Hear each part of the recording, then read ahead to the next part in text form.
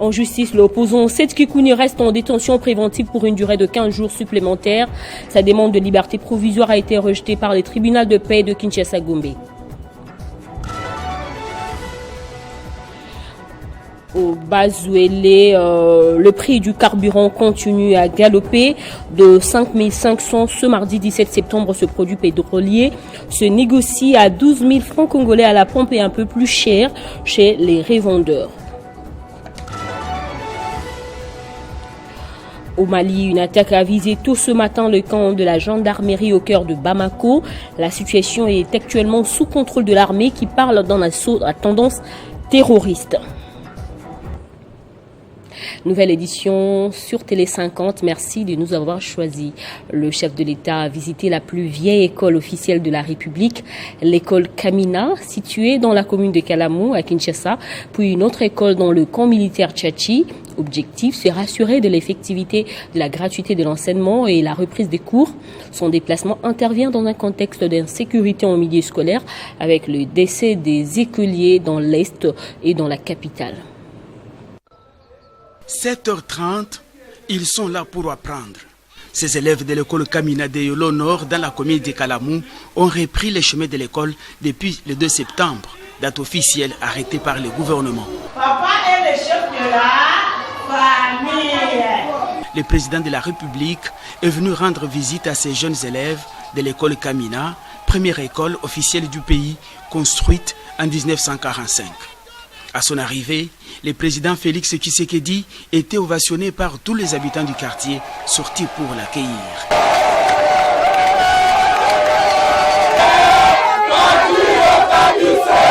Dans les salles de classe, le chef de l'État a réaffirmé son engagement concernant l'éducation de tous les jeunes Congolais. Le numéro 1 des Congolais a échangé directement avec les enfants. Il faut apprendre aux enfants l'hymne national. Il faut leur apprendre l'amour de la patrie, l'amour du Congolais, de l'autre. Ça, il faut leur apprendre ça. Il faut enlever dans la tête des enfants les histoires de tribalisme, de quoi. Il faut enlever ça. Il faut leur dire qu'ils sont tous frères et sœurs congolais. Ils appartiennent à une même famille, le Congo. Vous avez entendu les enfants? On ne vous met pas d'autre chose en tête. Accompagné de la ministre de l'Éducation nationale, le président de la République a pris langue avec les corps enseignants pour se rendre compte de leurs conditions sociales. À cet effet, le chef de l'État a instruit la ministre de l'Éducation de tout mettre en œuvre pour doter cet établissement scolaire de nouveaux bancs, tableaux et de veiller à la réhabilitation des installations hygiéniques et salles de classe. Des décisions qui ont plongé une joie ineffable les enseignants ainsi que les responsables de l'établissement. Le chef nous a promis qu'il va le faire. D'ailleurs, la semaine prochaine, on va commencer les travaux. C'est la joie, c'est une fierté pour moi en tant que premier citoyen, monsieur le maire. Le chef de l'État a promis aux enfants, aux élèves, de rénover l'école, mais non seulement rénover l'école, mais de voir les problèmes que soulève régulièrement la population de Yolo.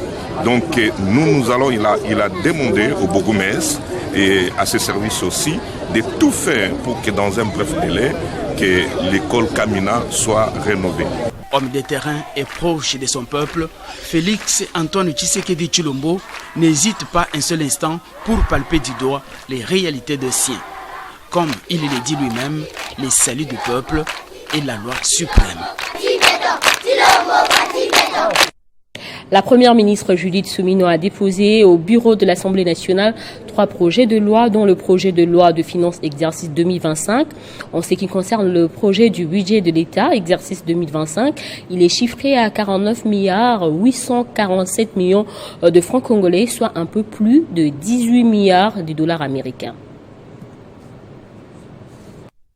Droite dans ses bottes, Judith Suminwa dit s'attaquer aux questions relatives à la sécurité et au rétablissement de la paix sur l'ensemble du territoire national, à l'amélioration du pouvoir d'achat de la population, à l'éducation, aux investissements et à la promotion de l'agriculture.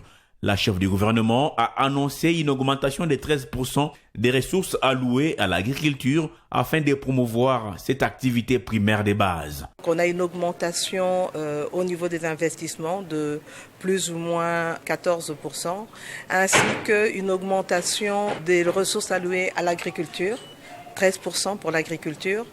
Et nous avons mis l'accent, en continuant les réformes, sur la gratuité de l'enseignement, en mettant l'accent sur un peu plus de qualité à ce niveau-là, ce qui veut dire aussi une amélioration au fur et à mesure des rémunérations au niveau des enseignants, mais aussi pour l'ensemble de la fonction publique. La matérialisation du programme de développement local des 145 territoires, PEDEL 145, est également alignée parmi les priorités du gouvernement. L'exécutif met aussi un accent sur le développement rural en RDC à travers notamment les infrastructures routières, les routes nationales, les routes interprovinciales et celles des dessertes agricoles, ainsi que les voies fluviales. Nous continuons à travailler sur des projets importants comme du port en eau profonde de Banana. Il y a des discussions en cours par rapport au Grand Inga, mais nous continuons aussi à travailler sur un certain nombre de projets pour l'électrification au milieu rural. En outre, la diversification de l'économie nationale et l'amélioration du climat des affaires afin d'attirer plus d'investisseurs privés en RDC sont également sur la liste des priorités du gouvernement, selon la première ministre Judith Suminwa. Les secteurs de la défense, de la sécurité et de la justice ne sont pas en reste. Ils vont bien au contraire être soigneusement priorisés. Des efforts sont menés pour assurer le retour de la paix et de la sécurité sur toute l'étendue du territoire national, notamment dans la partie est victime de l'agression rwandaise. Et les réactions ne cessent de tomber après le dépôt à l'Assemblée nationale du projet de loi de finances pour l'exercice 2025 par la première ministre. L'économiste Boaboawa Kayembe estime que pour le bon fonctionnement de la République, le budget devrait aller au-delà des 18 milliards. Ces derniers pensent que des efforts doivent être fournis afin que ce budget contribue véritablement à l'amélioration du social des Congolais. On l'écoute. Le projet du budget a été déposé à l'Assemblée nationale. Celui-ci part de 16 milliards à 18 milliards de dollars, ce qui fait une augmentation de 2 milliards. Mais c'est des augmentations théoriques parce que si on exprime le budget en dollars, ce budget ne sera jamais réalisé par les régies financières. 16 milliards, ça ne sera jamais réalisé. Et je ne sais même pas si les régies vont atteindre 10 milliards. 18 milliards ne seront pas réalisés aussi. Les recettes, il faut les comprendre dans une comparaison qui peut être faite avec les dépenses, parce que les recettes servent à faire les dépenses. Mais si le gouvernement prend déjà, je ne sais pas, 80% de ses dépenses affectées à la rémunération des agents de la fonction publique, il ne reste plus de l'argent pour être affecté aux dépenses telles que l'agriculture, l'élevage, la pêche, telles que l'électrification, telles que les routes, ou bien les dépenses de la santé ou bien de l'enseignement. Or, ce sont ces dépenses-là qui ont un impact sur la pauvreté. On peut dire que le gouvernement n'a toujours pas les moyens suffisants pour faire les dépenses qui peuvent avoir un impact significatif sur la pauvreté. On va prendre à présent les réactions de la part des élus de la majorité comme de l'opposition. Juste après la rentrée parlementaire, je vous propose de les écouter. On a assisté à la session inaugurale de la deuxième session ordinaire de l'Assemblée nationale. Et c'était un plaisir pour nous de participer à cette session parce que nous revenons des vacances parlementaires et il était question de revenir à l'hémicycle afin de représenter le peuple que nous aimons, afin de travailler pour que notre pays enfin se développe. Alors, nous avons assisté à un discours majestueux, je dirais, et à un très bon discours de notre président Vital Kamerhe. Et nous avons même eu la bénédiction d'avoir dans l'assistance, au-delà de tous les chefs de corps ou des différentes institutions du pays, nous avions le privilège d'avoir le président de l'Assemblée nationale de la République de Côte d'Ivoire Et c'était une très très bonne chose pour nous de nous rencontrer afin de participer à cette session. En fait, dans son discours, le président Vital Kamerhe a fixé les priorités. Il a parlé des choses que nous allons faire lors de cette session et il a aussi rappelé que cette session sera essentiellement budgétaire. Et déjà, il nous a informé que Madame le Premier ministre a déjà déposé les projets du budget. Alors, dans cette priorité, lorsque j'ai suivi minutieusement son discours, il a parlé de l'importance, en premier lieu, de la stabilité et du rétablissement de la paix dans notre pays. Vous savez, à l'est de la République démocratique du Congo, mon peuple souffre et il y a des morts presque chaque jour. Et cette situation doit cesser. Nous devons travailler pour que la paix revienne. Et nous travaillerons aussi pour que, lors des discussions budgétaires, qu'une part importante de notre budget soit consacrée au renforcement des capacités de nos forces de défense. Mais nous promettons à ce peuple, même lors des discussions budgétaires, nous ferons en sorte que le principe d'équité soit observé et que le peuple congolais se retrouve. Il est temps que nous nous réveillons, que nous puissions enfin concentrer nos efforts à l'amélioration des conditions de vie du peuple. Moi, je pense que le discours du président Kamerhe, président de l'Assemblée nationale, était un très bon discours intégrateur parce qu'il a relevé vraiment l'intérêt du travail des parlementaires. Contrôle parlementaire accompagné des sanctions, parce que vous savez très bien que la corruption est en son comble, les vols, l'insécurité et autres, c'est dû à ce que le système est gangréné et il n'y a aucune sanction vis-à-vis des voleurs et vis-à-vis des corrupteurs. Les rebelles du M23 occupent plusieurs agglomérations du territoire du Rutshuru depuis plus de 3 ans et certaines entités de la province du Nord Kivu. Actuellement, les éléments du M23 interdisent même aux habitants de la région de fréquenter leurs champs et plus de 40 motos trouvées dans le champ ont été brûlées par le M23. Nous avons sur ce plateau Monsieur Emmanuel Ngarouye, élu de Rutshuru. Bonjour. Bonjour madame. Monsieur Emmanuel, confirmez-vous que les éléments du M23 se livrent maintenant à la destruction de biens de la population civile? Merci beaucoup madame. Je le confirme parce que, comme vous venez de le dire, déjà dans une semaine, 40 motos de la population ont été brûlées par cette coalition RDF, UPDF, M23 FC. Et dimanche, avant-hier, le 15 septembre 2024, un meeting populaire a été tenu par ces agresseurs dans la grande agglomération du groupement de Binza appelé Kiseguro, où ils ont interdit formellement à tous les habitants d'aller dans leurs champs, que ce soit pour récolter, que ce soit pour sarcler ou cultiver. Il a été interdit formellement à tous les habitants d'accéder à leurs champs. Et vous le savez, la population du groupement de Binza dans le territoire de Rutshuru, c'est la population agricultrice. C'est ce groupement qui est le bassin de production qui alimente presque tout Rutshuru, même Goma, Bukavu, mais aujourd'hui, il leur est interdit d'accéder aux champs. Et comme cette population ne vivait que du champ, elle est obligée soit d'aller dans les camps de refuge et de déplacer, ou de faire le gros dos. Ça signifie donc perdre la vie. Et à ce sujet, comme la source de vie est coupée, la population nous appelle et nous demande de mettre pression aux décideurs afin qu'ils viennent les libérer au plus vite. Et c'est ainsi qu'à travers votre micro, je profite pour demander au président de la République et au nouveau ministre de la Défense de pouvoir mettre tout en œuvre pour redynamiser les commandements FARDC, parce qu'il se remarque que le commandement a été incompétent ou complice, parce que nous avons des militaires, nous avons l'armement, mais nos militaires ne se battent pas, ils ne font que fuir devant l'ennemi. Il faut donc redynamiser le commandement. Il faut aussi opérationnaliser la RAD, parce que nous avons des jeunes engagés, des jeunes qui se battent nuit et jour, mais ils ne sont pas encore organisés au sens de la loi dit RAD. Il faut les organiser et les mettre sur le terrain. La population est prête à les accompagner pour être libérée définitivement, parce que les morts en comptent chaque jour. À Bukombo, c'est toujours dans les Rutshuru.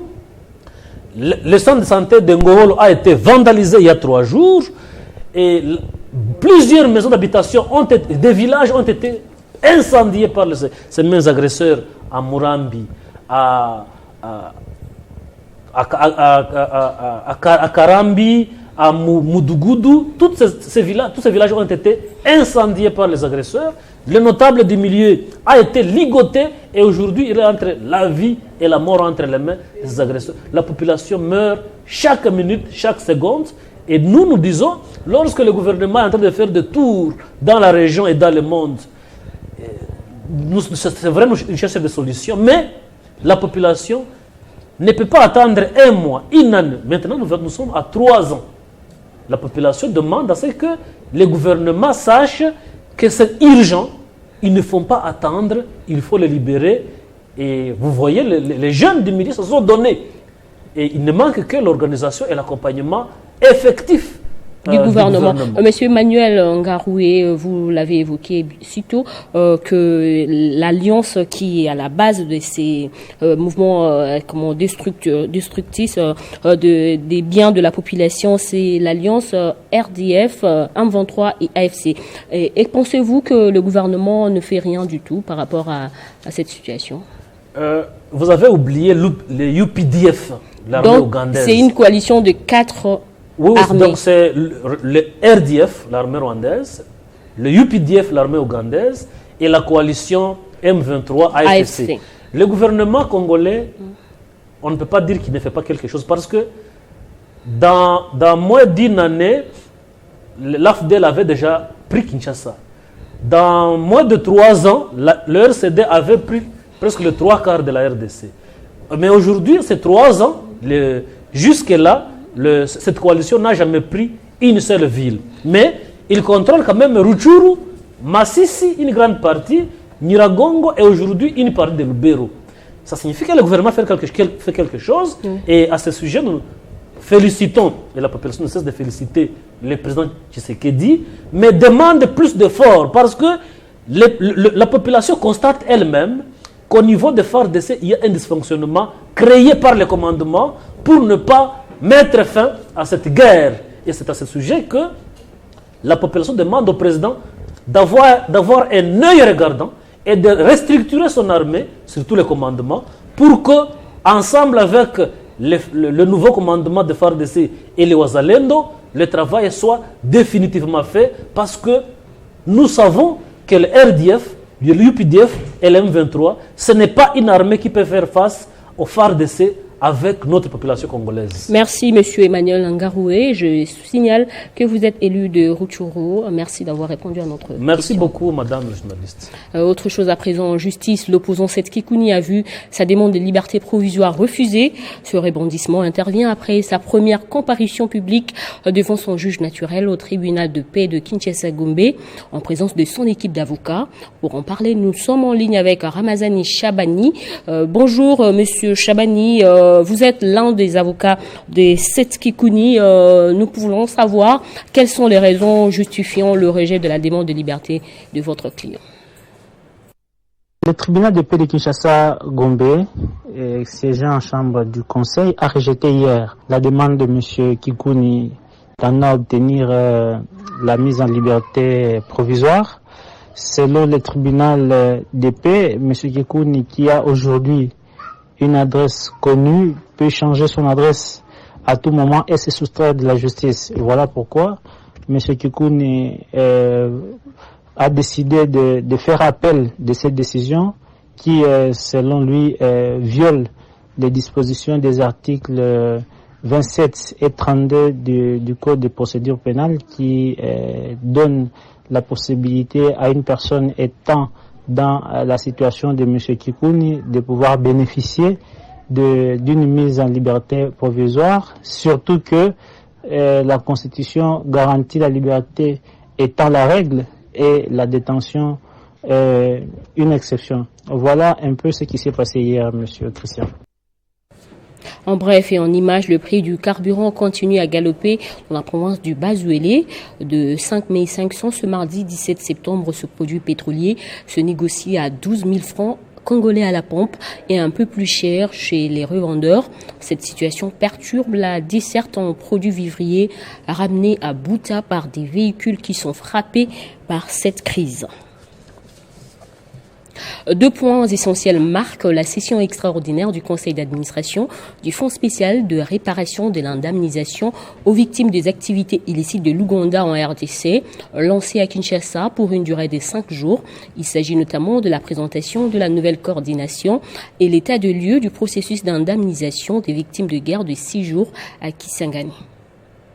C'est par la demande de l'autorité des tutelles que nous avons urgemment convoqué cette réunion extraordinaire pour permettre au Conseil, qui est le seul organe de décision, d'orientation, de contrôle, d'examiner certains dossiers urgents et sensibles pour la bonne marche de notre bel établissement Frivao. Nul n'ignore que la coordination suspendue a été reprochée d'avoir fait la mégestion dans leurs attributions selon les dires du ministre, après les rapports qu'il avait reçus de l'IGF.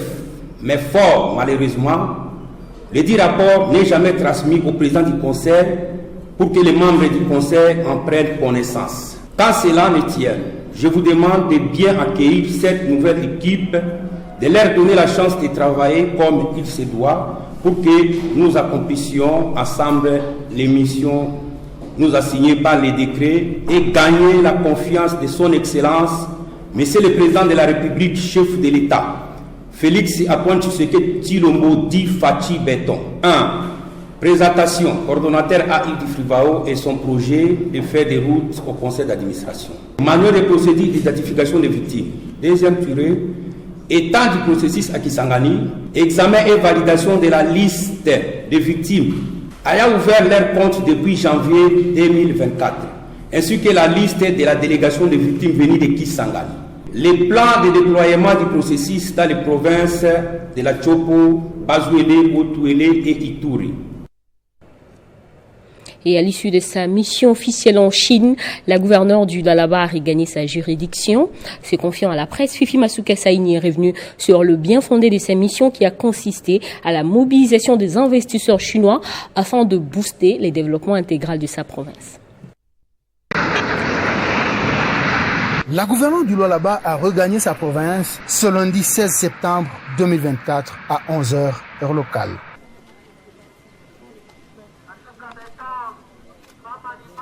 Le vice-gouverneur Clément Mofundi Tinat Karl, les membres du gouvernement provincial, ceux du conseil provincial de sécurité, les membres du cabinet de la gouverneure, cadres et militants des formations politiques de l'Union sacrée de la nation étaient à l'aéroport de Kolosi pour l'accueil.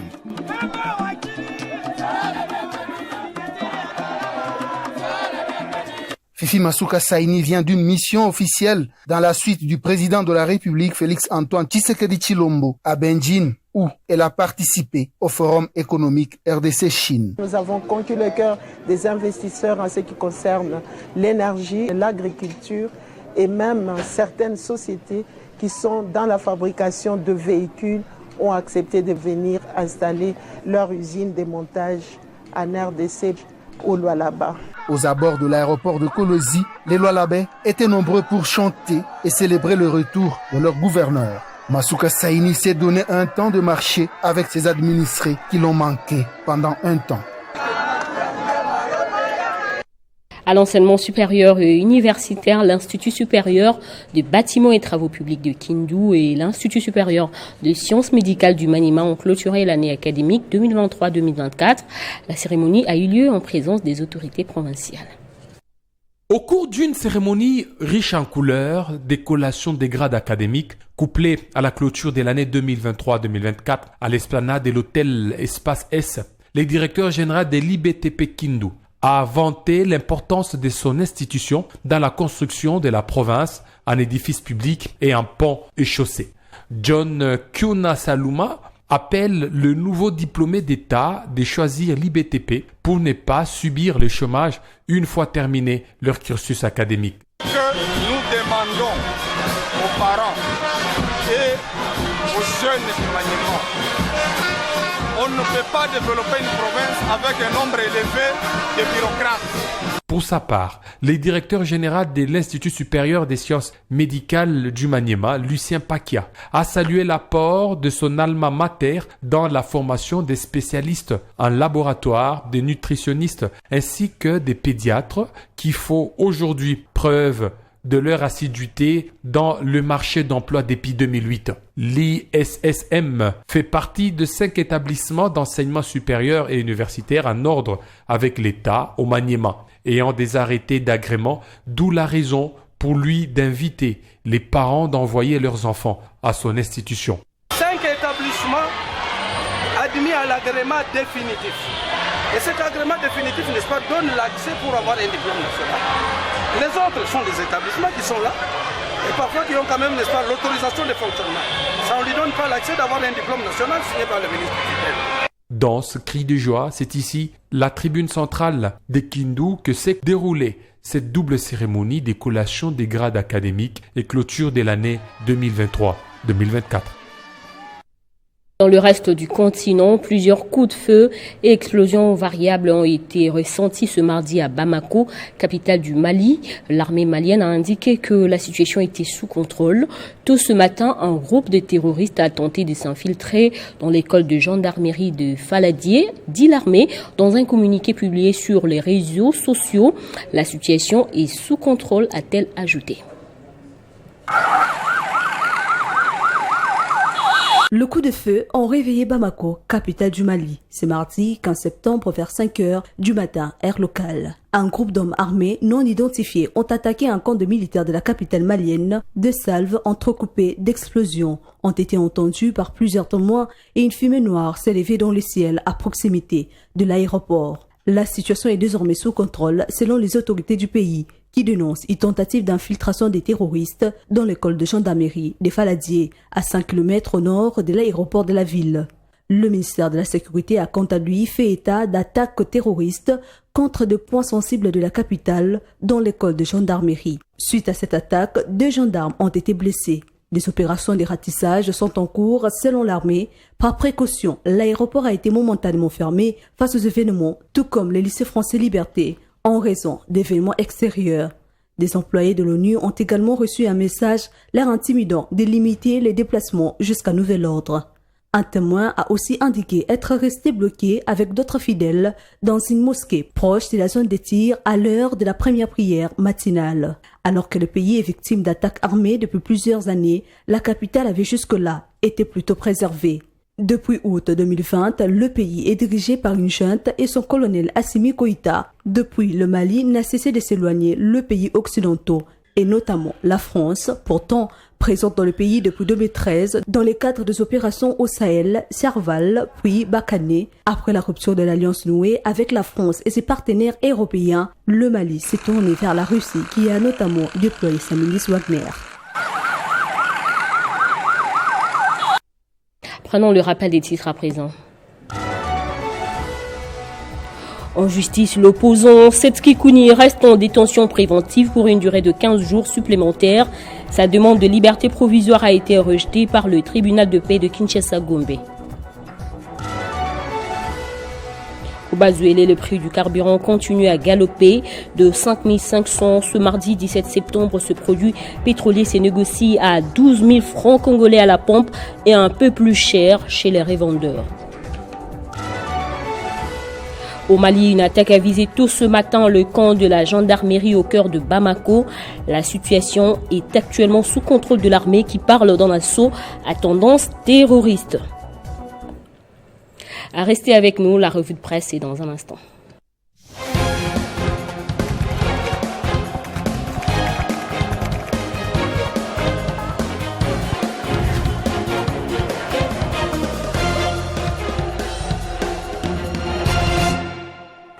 Et nous allons découvrir d'autres facettes d'actualité avec Héritier Tambois. Bonjour. Merci beaucoup Bédrine, bonjour et salutations respectueuses à toutes ces personnes qui nous suivent de partout. On ouvre notre revue avec ce sujet, session parlementaire 2024 en RDC. Samalou Kondé et Vital Kamerhe alertent sur la crise sécuritaire dans l'Est du pays. Eh bien Bédrine, c'est les sujets abordés par plusieurs journaux parus ce mardi 17 septembre, à l'exemple du journal Info 27 qui rapporte que l'ouverture de cette session a été marquée par une mise en lumière poignante de l'occupation d'une partie du territoire national et de la crise humanitaire qui en découle. Selon ces tabloïds, le président de l'Assemblée nationale, Vital Kamerhe, a souligné l'urgence et la gravité de la situation dans les provinces de l'Est telles que le Nord Kivu, les Sud Kivu, l'Ituri et la Chopo, qui continuent de subir les assauts des forces étrangères et des groupes armés. En croire le journal Info 27, Samalou Kondé a, de son côté, exigé des sanctions appropriées à l'encontre des auteurs de crimes d'agression, de guerre, des crimes contre l'humanité bédouine et des génocides, soulignant, selon les rédacteurs de cet article de presse, l'urgence d'une action internationale pour combattre l'impunité et rétablir la justice. D'un média à un autre, Forum de Zas, lui, renchérit en titrant Sama et Kamerhe appel à des sanctions contre les agresseurs de la RDC. Dans le corps de cet article de presse, il est écrit, Bédrine, que le président du Sénat a relevé l'implication probante de certaines multinationales d'une part et de certains pays voisins d'autre part qui apportent leur soutien financier, logistique ou militaire aux groupes armés qu'il ne faut ni ignorer ni minimiser. Et on va terminer à l'international pour parler de la France, où le bureau de l'Assemblée nationale a validé la procédure visant la destitution du président Emmanuel Macron. Affirmatif. Et laissez-moi vous dire que c'était un sujet qui ne cesse de faire couler beaucoup d'encre et salive. Les sites d'information La Croix nous informent qu'il s'agit d'une procédure de destitution portée par la France insoumise. Une procédure qui a été d'ailleurs jugée recevable ce mardi par le bureau de l'Assemblée, la renvoyant devant la commission des lois. Ce média ajoute que la plus haute instance exécutive de la Chambre basse a donc validé la première étape de cette procédure par 12 voix contre 10. Le site d'information France 24 estime pour sa part que la démarche a très peu de chances d'aboutir, la gauche étant minoritaire en commission comme dans l'hémicycle, où la destitution doit être approuvée par 2/3 des parlementaires, ce qui supposerait, voulais-je dire, selon nos confrères ou le rédacteur de cet article de presse, l'appui du Rassemblement national dont la patronne Marine Le Pen a dénigré une manœuvre d'enfumage de l'extrême gauche pour tenter de faire, n'est-ce pas, oublier ses multiples compromissions avec la Macronie. Voilà qui m'a fait notre revue de presse de ce mardi. Bédrine King. Merci Héritier pour cette sélection. Je vous en prie. Et à vous également, merci d'avoir suivi ces journaux. Rejoignez-nous sur Banaboka Congo via YouTube pour plus d'infos.